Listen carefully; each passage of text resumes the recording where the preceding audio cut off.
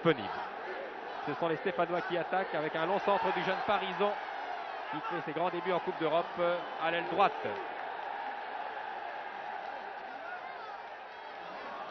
La balle est perdue pour Jean-Michel Larquet et c'est une contre-attaque menée par Greatti. Le premier coup franc de la partie pour une faute de Djurkovic sur un joueur italien. L'arbitre très autoritaire est un Allemand de l'Ouest, M. Schulem, en cherchant un partenaire démarqué. Contre de Néné. Faute du joueur brésilien sur Parison, qui joua pendant de longues années à l'Inter de Milan et qui fut d'ailleurs échangé avec son camarade Gori qui a maintenant la balle contre le seul Boninsegna. Grande vedette du football italien également, Gori. Il a pu centrer, attention, arrive.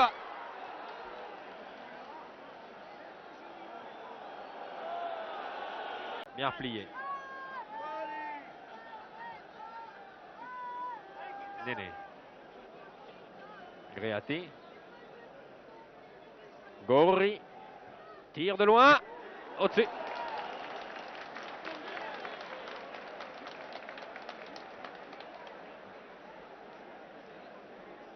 Keita.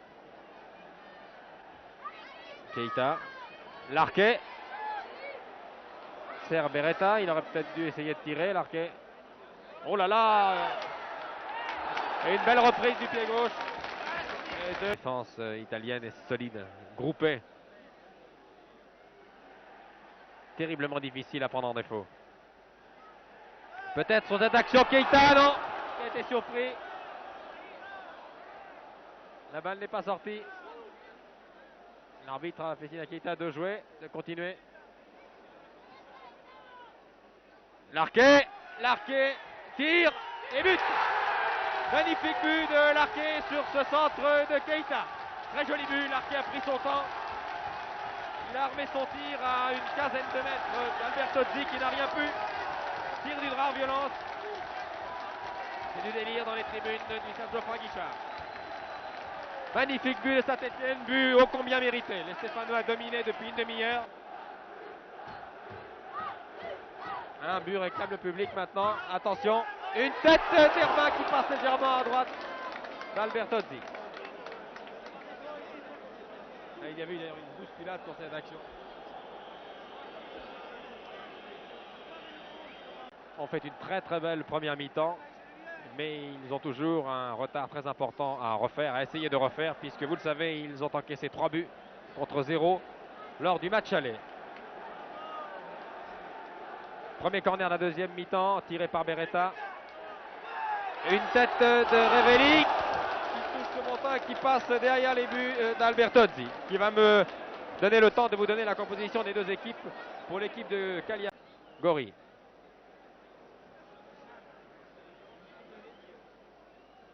Riva. Il n'a pas été très heureux en première mi-temps. Tir très puissant de 20 mètres. Et Beretta.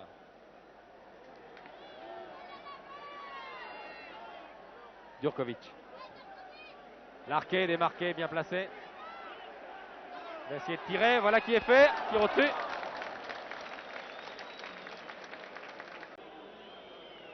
Les Italiens réussissent à desserrer les trains de Stefano. Attention à Domenghini, seul là-bas.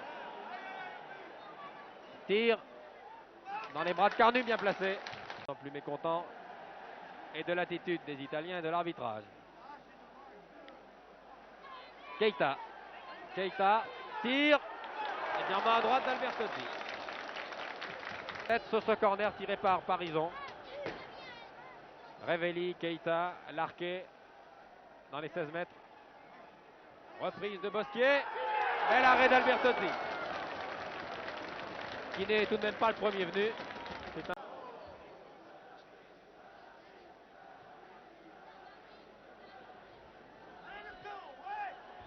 un accrochage involontaire entre Djurkovic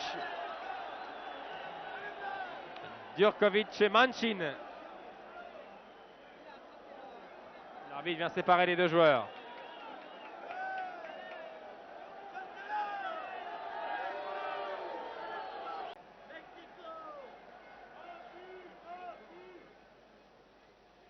Révéli.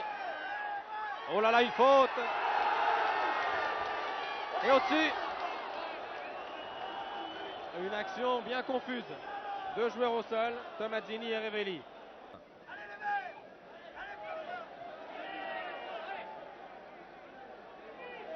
Larquet. Tête d'Hermin. Au-dessus. Capitozzi. Nous allons entendre l'ultime coup de sifflet de ce match. Voilà qui est fait. Je vous rappelle donc le score. Saint-Etienne s'est racheté bien sûr en partie. Les Stéphanois ont battu Cagliari 1-0, un but de Larquet. Ça n'a pas suffi bien sûr, car à l'aller, les champions de France avaient été battus 3-0. Soyons fair play, souhaitons bonne chance aux joueurs d'Italiens en Coupe d'Europe. Les joueurs italiens qui ont été tout de même sérieusement secoués ici à Saint-Etienne. C'était un reportage retransmis depuis le stade de Geoffroy Guichard à Saint-Etienne. La mise en image était de